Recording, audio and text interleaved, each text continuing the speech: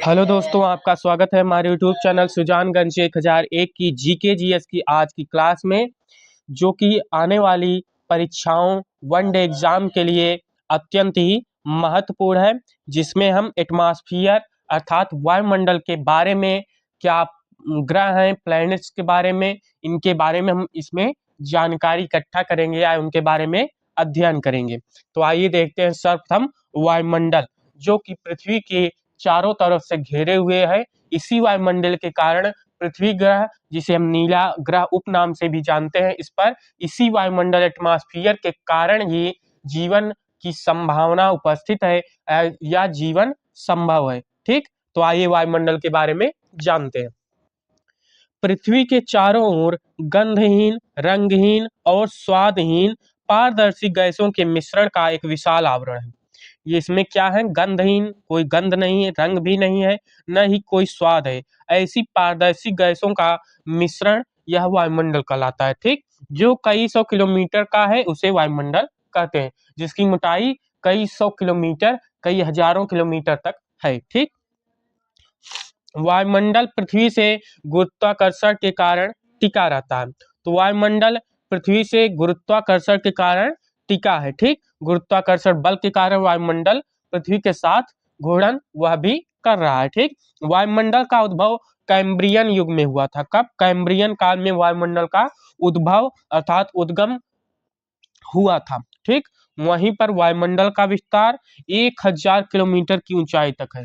1000 kilometre की ऊंचाई तक वायुमंडल का विस्तार पाया गया है। ठीक, इसमें कई परतें हैं। पहली परत जो पृथ्वी की सतह के अनुसार हम पढ़ेंगे, तो पृथ्वी की सतह के सबसे नजदीक जो परत है उसे हम क्या कहते हैं? क्षोभ मंडल, ट्रोपोस्फियर। ठीक, तो क्षोभ मंडल में क्या क्या परिवर्तन है, क्या इसके लक्षण है, ये देखते हैं। विषुवत रेखा पर 18 किलोमीटर अधिक ऊंचा है। ठीक, सबसे ज्यादा यह इसकी ऊंचाई कहां पर है? विषुवत रेखा पर, जो कि 18 किलोमीटर की ऊंचाई तक पाई जाती है। कौन सी? क्षोभ मंडल। समस्त मौसमी परिवर्तन इसी स्तर में, जो भी मौसमी घटनाएं होती हैं, ठीक, वर्षा का होना, बादलों का बनना इत्यादि जो भी मौसमी घटनाएं होती हैं, वह सभी क्षोभ मंडल के ही अंतर्गत होती हैं। ठीक, 165 मीटर की ऊंचाई पर तापमान 1 डिग्री सेल्सियस घटता है। अगर आप क्षोभ मंडल में 165 मीटर ऊंचाई पर जाएंगे, जितनी आप 165 मीटर ऊंचाई पर जाएंगे उतना आपका 1 डिग्री सेल्सियस तापमान में कमी आती है। ठीक, ध्रुवों पर 8 किलोमीटर ऊंचा है। ध्रुवों पर आप ध्रुवों की तरफ जैसे जैसे बढ़ते चले जाएंगे, इसकी मोटाई कम होती चली जाएगी और अंत में ध्रुवों पर इसकी मोटाई कितनी है? 8 किलोमीटर। ठीक, इसकी सतह से ऊंचाई औसत 13 किलोमीटर। अगर ध्रुवों पर और विषुवत रेखा पर दोनों का औसत करें तो इसकी सतह से ऊंचाई अर्थात सतह से 13 किलोमीटर ऊंची तक क्षोभ मंडल पाई जाती है। 1 किलोमीटर पर 6.5 डिग्री सेंटीग्रेड। 1 किलोमीटर 165 मीटर पर 1 डिग्री सेल्सियस कम होता था, तो 1 किलोमीटर पर 1 किमी ऊंचाई पर जाने पर कितना? 6.5 डिग्री सेल्सियस तापमान में कमी आती है। ठीक, जिसे हम क्या कहते हैं? सामान्य पतन या नॉर्मल लैप्स रेट कहते हैं। ठीक, क्षोभमंडल में ही जेट स्ट्रीम धाराएं बहती हैं। जो जेट स्ट्रीम धाराएं होती हैं, यह किसके अंतर्गत बहती हैं? क्षोभ मंडल में ही। ठीक, क्षोभ मंडल समताप मंडल द्वारा अलग होता है। तो क्षोभ मंडल के पश्चात कौन सी मंडल पाई जाती है, कौन सी परत है वायुमंडल की? तो वह है समताप मंडल। ठीक, आइए इसके बारे में जानते हैं। समताप मंडल, स्ट्रेटोस्फियर। ठीक, इसकी ऊंचाई कितनी है? क्षोभ मंडल जहां पर समाप्त होता है वहां से लेकर इसकी ऊंचाई 50 किलोमीटर तक है। कहाँ? 50 किलोमीटर। ठीक, इसकी खोज किसने की थी? तो समताप मंडल की खोज टिजरेस डी बोट के द्वारा की गई थी। वायुयान उड़ाने की आदर्श दशा इसमें पाई जाती है। वायुयान जो चलते हैं या उड़ते हैं, या समताप मंडल के ही अंतर्गत उड़ते हैं अधिकतर। ठीक, क्योंकि यहाँ पर कोई मौसमी घटनाएं नहीं होती और इस वायुमंडल की इस परत का जो तापमान है वह लगभग समान रहता है, हर स्थिति में नहीं, लगभग समान रहता है, इसीलिए इसे समताप मंडल कहा जाता है। ठीक, समताप मंडल के ऊपरी सीमा को स्ट्रेटोपाज या समताप सीमा कहते हैं। ठीक, अर्थात इसी स्ट्रेटोपाज के से मध्यमंडल अलग होता है। इसके पश्चात कौन सा मंडल आता है? मध्यमंडल। कभी कभी प्रबल संवहन धाराएं क्षोभ सीमा को तोड़कर इस स्तर में आ जाती हैं, तो फिर बर्फ से निर्मित बादल बन जाते हैं, जिसे मदर ऑफ पर्ल क्लाउड या भूलाभ मेघ या नैक्रियस क्लाउड कहते हैं। ठीक, या इन्हें सीरस बादल के उपनाम से भी जाना जाता है। इसी मंडल में ओजोन मंडल पाया जाता है। जो ओजोन गैसें हैं, जो ओजोन परत है, हमारे पृथ्वी की सुरक्षा करने के लिए पराबैंगनी किरणों से, सूर्य की हानिकारक पराबैंगनी अल्ट्रावायलेट रेस से जो सुरक्षा करती है ओजोन गैस, ओजोन परत, वह ओजोन मंडल इसी समताप मंडल के अंतर्गत पाया जाता है। ठीक, आइए देखते हैं मध्यमंडल के बारे में। तो मध्यमंडल यह 50 से लेकर 80 किलोमीटर ऊंचाई तक फैला हुआ है। इसकी मोटाई 50 से 80 किलोमीटर है। ऊंचाई बढ़ने के साथ साथ तापमान भी कम होने लगता है। मध्यमंडल में जैसे जैसे ऊंचाई बढ़ती जाती है, उसी के साथ साथ तापमान में ह्रास होता जाता है या तापमान में कमी आने लगती है। मध्यमंडल के ऊपरी सीमा अर्थात 80 किलोमीटर पर तापमान लगभग -100 डिग्री सेंटीग्रेड हो जाता है। जो ऊपरी सीमा है मध्यमंडल की, वहां पर मीसोस्फीयर की, उसका तापमान -100 डिग्री सेंटीग्रेड होता है। ठीक, इस न्यूनतम तापमान सीमा को मेसोपाज कहते हैं। ठीक, मेसोपाज। ठीक, ऊपरी सीमा मध्यमंडल की। ठीक, यही मध्यमंडल से आयन मंडल को अलग करता है। अर्थात मध्यमंडल के बाद जो पाया जाता है वह कौन सा वायुमंडल का भाग है? परत है आयन मंडल। ठीक, मध्यमंडल से ठीक ऊपर के भाग को तापमंडल या थर्मोस्फीयर कहते हैं। यह दो भागों में बटा हुआ है। ठीक, आइए देखते हैं मध्यमंडल के बाद। तो मध्यमंडल के बाद आयन मंडल, आयनोस्फीयर, यह 80 से 640 किलोमीटर तक फैला हुआ है। संचार व्यवस्था यहीं से होती है, जो कि दूर संचार के संसाधन, संचार का यह संचार करने में, संचार व्यवस्थाओं को मदद करने में सहायक होता है आयन मंडल। ठीक, अरोरा ऑस्ट्रालेसिस व अरोरा बोरियालिस यहीं पर होती है। ठीक, डी परत की जो मोटाई होती है वह 80 to 99 अर्थात 80 से 99 किलोमीटर होती है। यह लॉन्ग रेडियो वेवों को क्या करती है? पृथ्वी पर पुनः परावर्तित कर देती है। ठीक, जिससे दूर संचार में क्या होती है? सहायता मिलती है। बहिर्मंडल जो आयन मंडल के पश्चात आता है, सबसे वायुमंडल की सबसे बाहरी परत, जिसे हम एक्सोस्फीयर कहते हैं। इसकी कोई ऊपरी सीमा नहीं है, यह अंतरिक्ष में विलीन हो जाती है, अनंत है। ठीक, इसमें हाइड्रोजन और हीलियम गैसों की प्रधानता पाई जाती है। यहाँ का जो तापमान होता है वह अत्यधिक होता है। कितना होता है? 5000 डिग्री सेंटीग्रेड अर्थात 5000 डिग्री सेंटीग्रेड यहाँ का तापमान होता है। कौन सा? एक्सोस्फीयर का। ठीक, केनेली हेविसाइड ई परत 90 से 150 मीटर होती है। किसमें? आयन मंडल के अंतर्गत। और एप्लीटन परत, यह एफ परत F1 प्लस F2 से निर्मित होती है। जी परत यह 400 किलोमीटर के ऊपर है। आयन मंडल कई परतों में विभक्त है। बहिर्मंडल की कोई भी ऊपरी सीमा नहीं है, यह हमने पढ़ा है। ठीक, इसके बाद आता है सममंडल, समस्थानिक आधार पर। ठीक, समस्थानिक आधार पर जो वायुमंडल है वह भी अलग अलग प्रकारों में विभक्त किया गया है। सममंडल होमोस्फीयर, यह 0 से 90 किलोमीटर अर्थात 0 से 90 किलोमीटर की ऊंचाई तक पाया जाता है। इन सममंडल के अंतर्गत क्षोभ मंडल, ट्रोपोस्फियर, समताप मंडल, स्ट्रेटोस्फियर और मध्यमंडल और मीसोस्फियर अर्थात ये आते हैं। ठीक, वहीं पर विषम मंडल या हेट्रोस्फियर के अंतर्गत कौन कौन आते हैं? 90 to 1000 किलोमीटर अर्थात 90 से 1000 किलोमीटर तक इसकी उपस्थिति पाई जाती है। ठीक, इसके अंतर्गत कौन कौन से? आयन मंडल और बहिर्मंडल आते हैं। ठीक, अब आते हैं समस्थानिक आधार पर वायुमंडल के अंतर्गत हम प्लैनेट के बारे में जानते हैं, ग्रहों के बारे में। आंतरिक या पार्थिव ग्रह। ठीक, आंतरिक या पार्थिव ग्रह। इन्हें पार्थिव ग्रह क्यों कहते हैं? क्योंकि यहाँ पर जो इनकी सतह है वह ठोस है।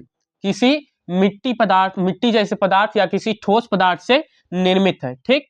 इन्हें और यह पृथ्वी सूर्य के नजदीक पाए जाते हैं, सौरमंडल में अंदर की तरफ सूर्य के नजदीक अधिक पाए जाते हैं। इन्हें नजदीकी या आंतरिक ग्रह कहते हैं। इनके अंतर्गत बुध ग्रह, शुक्र ग्रह, पृथ्वी और मंगल यह ग्रह पाए जाते हैं। वहीं पर बाह्य या जोवियन ग्रह के अंतर्गत बृहस्पति, शनि, अरुण, वरुण, ठीक। ये 4 ग्रह बाह्य और 4 ग्रह आंतरिक होते हैं। प्लूटो भी एक नवा ग्रह था, मतलब 9वां ग्रह था। इसे अभी हाल ही में क्षुद्र ग्रह अर्थात का दर्जा प्रदान किया गया है, ठीक। ग्रहों की श्रेणी से हटा दिया गया है। सूर्य से दूरी के अनुसार क्रमागत रूप में कौन कौन से ग्रह हम व्यवस्थित कर सकते हैं। सर्वप्रथम सबसे नजदीक बुध, फिर शुक्र, फिर पृथ्वी, फिर मंगल, फिर बृहस्पति, फिर शनि और फिर अरुण और सबसे अंत में वरुण ग्रह सूर्य से दूरी के क्रम के अनुसार व्यवस्थित है, ठीक। आकार के अनुसार बढ़ते क्रम में तो सबसे छोटा बुध है, उससे बड़ा मंगल, उससे बड़ा शुक्र, उससे बड़ा पृथ्वी, उससे बड़ा वरुण और अरुण, फिर शनि और सौर मंडल में सबसे बड़ा ग्रह कौन सा है, बृहस्पति, ठीक। और सबसे छोटा ग्रह बुध। बुध ग्रह सर्वाधिक नजदीकी ग्रह भी सूर्य का है, ठीक। यह सूर्य के सबसे नजदीक है। अब आइए ग्रहों के बारे में जानते हैं। मंगल ग्रह, तो मंगल ग्रह मार्स ग्रह, ठीक। सूर्य की परिक्रमा यह 687 डेज में पूरा करता है, अर्थात 687 दिन में यह सूर्य की परिक्रमा को पूरा कर लेता है, ठीक। ये लाल रंग का होता है, यहाँ पर आयरन ऑक्साइड की अत्यधिक उपस्थिति है, इसीलिए यह लाल रंग का दिखाई देता है। इसीलिए इसे हम लाल ग्रह के रूप में भी जानते हैं, ठीक। इसके 2 उपग्रह हैं, फोबोस और डिमोस, ठीक, जो कि सौर मंडल के सबसे छोटे उपग्रह हैं। मंगल ग्रह के उपग्रह सबसे छोटे उपग्रह हैं सौर मंडल के। कौन कौन से हैं? 2 उपग्रह हैं, फोबोस और डिमोस, ठीक। ओलंपस मेसी यहाँ पर एक ज्वालामुखी है, ठीक, जिसका नाम क्या है, ओलंपस मेसी। और निक्स ओलंपिया यह मंगल ग्रह पर उपस्थित सबसे ऊंचा पर्वत है, ठीक। एकमात्र ग्रह है जिस पर जीवन की संभावना है। यह मंगल ग्रह एकमात्र ऐसा ग्रह है पृथ्वी को छोड़कर सौरमंडल के अंतर्गत जिसमें जीवन की संभावना पाई गई है, ठीक। इसीलिए इसरो ने मार्स ऑर्बिट मिशन अर्थात माम मंगलयान 5 नवंबर 2013 को इसरो के द्वारा, जो कि भारत की एजेंसी है, अंतरिक्ष एजेंसी, इसके द्वारा भेजा गया था, ठीक। नासा द्वारा मार्स क्यूरोसिटी रोवर नामक अंतरिक्ष यान को मंगल के ग्रेल क्रेटर नामक स्थान पर उतारा गया था, ठीक। नासा भी वहां पर अपना यान पहुंचा चुका है मंगल ग्रह पर, ठीक। आइए देखते हैं बृहस्पति ग्रह के बारे में। जुपिटर, इसे लघु सौर तंत्र भी कहते हैं। इसे क्या कहते हैं? लघु सौर तंत्र। इसकी खोज किसने की थी? तो गैलीलियो ने इसकी खोज की थी। यह सौरमंडल का सबसे बड़ा और सबसे भारी ग्रह भी है, ठीक। आयतन में भी यह सबसे भारी है, बड़ा भी है और भारी भी, ठीक। उपग्रह इसका क्या है? गायनामीड सबसे बड़ा उपग्रह है। लो आयो सर्वाधिक सक्रिय ज्वालामुखी वाला पिंड है, ठीक। नासा द्वारा इस ग्रह के अध्ययन के लिए जूनो मिशन भेजा गया था, जो कि अमेरिका की अंतरिक्ष एजेंसी है। इसके द्वारा बृहस्पति ग्रह के अध्ययन के लिए जूनो मिशन भेजा गया था, ठीक। बृहस्पति ग्रह को ही हम पीला ग्रह या येलो प्लेनेट के नाम से भी जानते हैं। बृहस्पति यह तारा एवं ग्रह दोनों के गुणों से युक्त है, ठीक। यह एक प्रकार का तारा भी है, ठीक। आइए देखते हैं बुध ग्रह के बारे में। मर्क्यूरी, चुंबकीय क्षेत्र का होना यह इसका विशिष्ट गुण है। इसमें एक प्रकार का चुंबकीय क्षेत्र पाया जा रहा है बुध ग्रह के अंतर्गत। यह इसका एक विशेष गुण है, ठीक। यह 48 किलोमीटर प्रति घंटे की रफ्तार से सूर्य का चक्कर मात्र 88 अर्थात 88 दिन में सबसे कम समय में पूरा कर लेता है, ठीक। दिन और रात का तापांतर सर्वाधिक होता है। यहाँ पर दिन में यहाँ का तापमान 427 डिग्री सेल्सियस, वहीं पर रात का तापमान -176 डिग्री सेल्सियस हो जाता है। इसका प्रमुख कारण क्या है? वायुमंडल की अनुपस्थिति, क्योंकि दिन में जो भी सूर्य से ऊर्जा प्राप्त होती है वह क्या होती है, तुरंत हीट हो जाता है, और रात को विकिरण के द्वारा सभी ऊर्जा को यह त्याग देता है। इसके कारण यहाँ पर अत्यधिक इसका जो भाग है वह ठंडा हो जाता है। ठीक, इसका कोई भी उपग्रह नहीं है, न ही यहाँ पर वायुमंडल की उपस्थिति है। ठीक, यह सबसे छोटा और हल्का ग्रह है। सौर मंडल में सबसे छोटा और हल्का ग्रह कौन सा है? बुध ग्रह। आइए शुक्र ग्रह के बारे में जानते हैं। वीनस। ठीक, सांझ का तारा शाम में पश्चिम को दिखता है, और भोर का तारा भी इसे कहते हैं क्योंकि यह सुबह पूर्व में दिखाई देता है। ठीक, पृथ्वी की बहन ग्रह के रूप में भी इसे जाना जाता है, क्योंकि इसका कारण क्या है? यह आकार, घनत्व, व्यास इन सभी चीजों में लगभग पृथ्वी के समान है, इक्वल है। इसीलिए इसे पृथ्वी की बहन उपनाम ग्रह से भी जाना जाता है। ठीक, इसका कोई भी उपग्रह नहीं है।